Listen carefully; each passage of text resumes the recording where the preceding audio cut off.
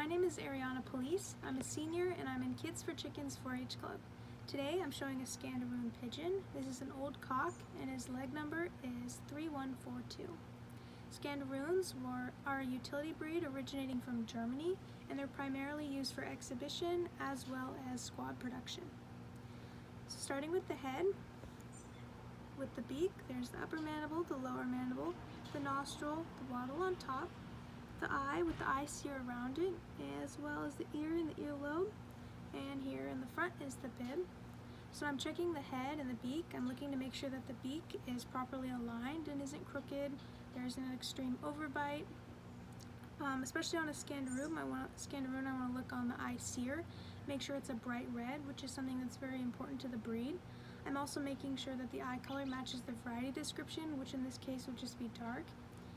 I'm looking around the ears for any signs of missing feathers, as well as making sure that there's little pea spots on the back of the head. Next I'll be showing the wing.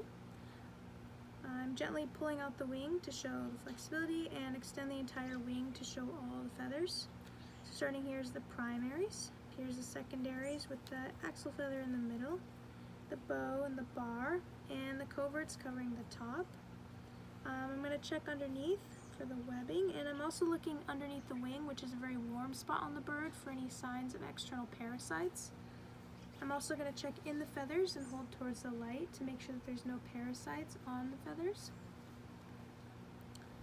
Next I'll be showing the leg and the feet. So starting with the hock joint right here, the shank, there's the pads underneath, the toes, the toenails, and the webbing between.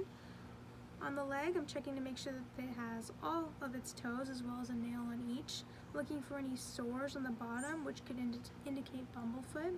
I'm also looking on the shank to see if the texture is inflamed or puffy, which would also be a sign of scaly leg mites.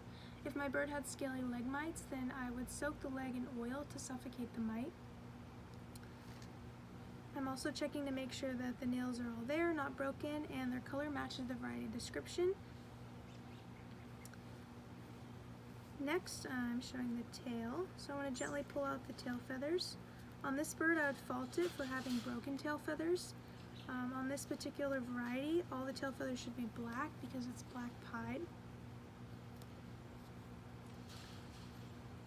Next, I'm going to show the keel bones. I'm gently lifting up the bird and showing the straightness of the bone all the way down.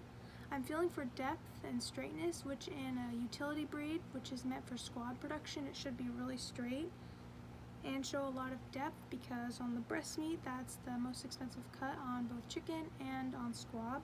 So I want to make sure that it would be able to hold a lot there for a high production breed.